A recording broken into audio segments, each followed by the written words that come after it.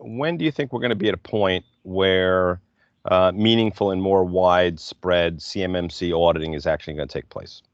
Okay. So one thing, we don't call it auditing, we call it assessment. Cool. Thank you for the correction. We're pretty serious about that, yeah.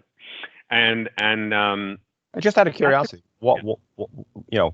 most people I think would look at those words as being fairly analogous. Yeah. Why do you differentiate them so significantly? Okay. So it's really just the perception of the word audit being a more significant event. Well, I mean, I think people obviously can use the word or adversarial event maybe is a better. But I think it's also because we use it everywhere. We're just we're trying to be using the same term everywhere, right? So, for example, we have certified assessors, not certified auditors, right? So it's just it's just semantic, but gotcha. To stay consistent. So I think that's a great question. I think it's a great place to start. Our accreditation body is split into different committees, and we have a training committee, and I'm the chair of the training committee. And really, my experience in my lifetime has been really focused on training, and I believe it's a really important part of this effort. CMMC was just an idea in December, and then we came together in January, and it's going to take some time because we have to train several different stakeholders.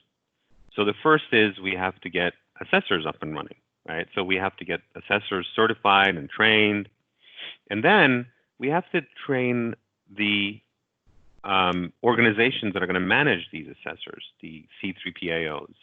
And we also have to train consultants who are going to help the DIB organizations. So we have to train what we're calling the registered practitioners right now.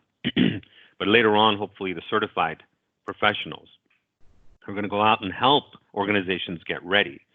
And in the end, we also have to train people who work at these organizations, what we call the OSCs, Organizations Seeking Certification. They have to be trained. They have to know what they're doing. That's the first problem, is the training. The second is the scalability of this thing. I mean, we're looking at over 300,000 contractors just in the DoD space, and we're hoping that CMMC broadens its reach past DoD, hopefully, at some point. So scaling this out is going to be taking a long time. And the number three, and probably most important factor in figuring this out, is that we have to do this carefully and slowly.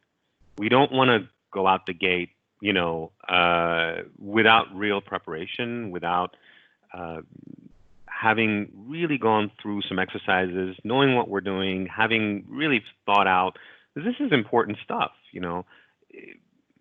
At this point, what the DoD is saying is, we're not going to renew your contract if you're not CMMC certified. So this could be life or death for organizations. So we have to have a slow rollout and a careful and methodical rollout where we learn from some mistakes using some pilot programs. So it's going to take some time. I believe, based on all these different factors, we're not going to see some real assessments occurring for SCORE until at a small scale, until either late this year or early, probably first quarter of 2021. And then the scale will slowly grow. I really feel like the program will be in full operation with all kinds of OSCs, Organizations Seeking Certification, the DIB actors, right? Being able to hire assessors to come out and assess them to get their certifications. We're not going to really be there until late 2021 or early 2022.